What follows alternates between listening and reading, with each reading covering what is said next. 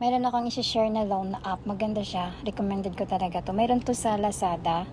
Pag meron kayong Lazada, doon kayong mag-apply and then i-download nyo siya sa Play Store or sa iOS. Tapos maglagay kayo ng information nyo siyempre. Maganda. Ito lang yung loan app na i-recommend ko kasi legit po yon. Hindi po nagbibigay ng sabihin na is million. Wala pong million dito. Yung 1,000 po, yun legit yan. Walang million. Huwag kayo maniwala dun sa sinasabi nila na million.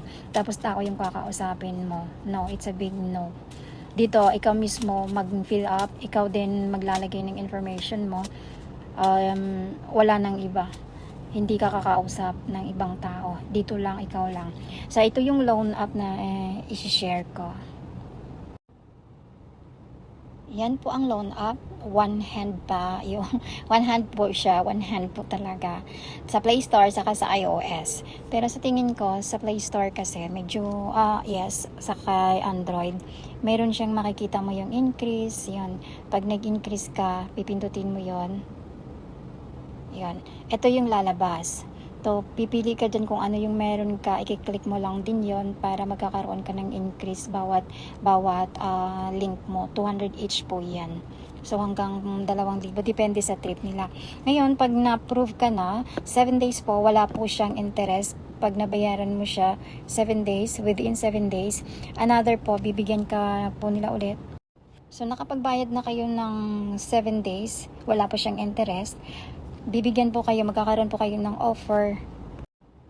Magkakaroon po kayo uli ng offer ng 1 buwan. May interest na yon. Pag binayaran nyo naman yon, good payer kayo, bibigyan po kayo uli ng another offer. Magiging ano na siya, magiging 3 months to pay na siya.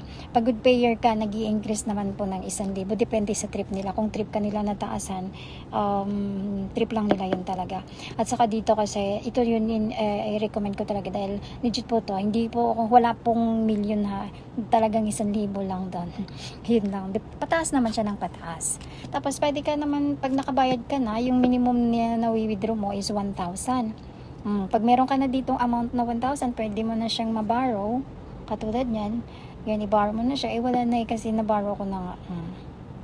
So, pag naabot ka na ng 1,000, pwede mo naman siyang hiramin. Tapos pag nagbayad ka uli, ganun tataas din naman siya.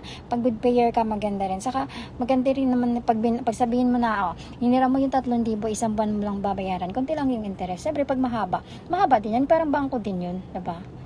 Pero ito lang talaga kasi yung iba, shark na, sobra. Huwag po kayo doon kasi mayroong 14 days na grabe talaga yung tubo tapos hindi mo pa makukuha lahat na pera.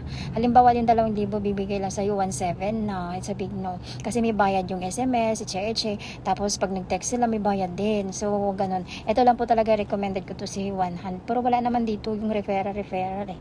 So, ayan lang kasi ito yung pinaka-legit na nakita ko talaga. Yun lang.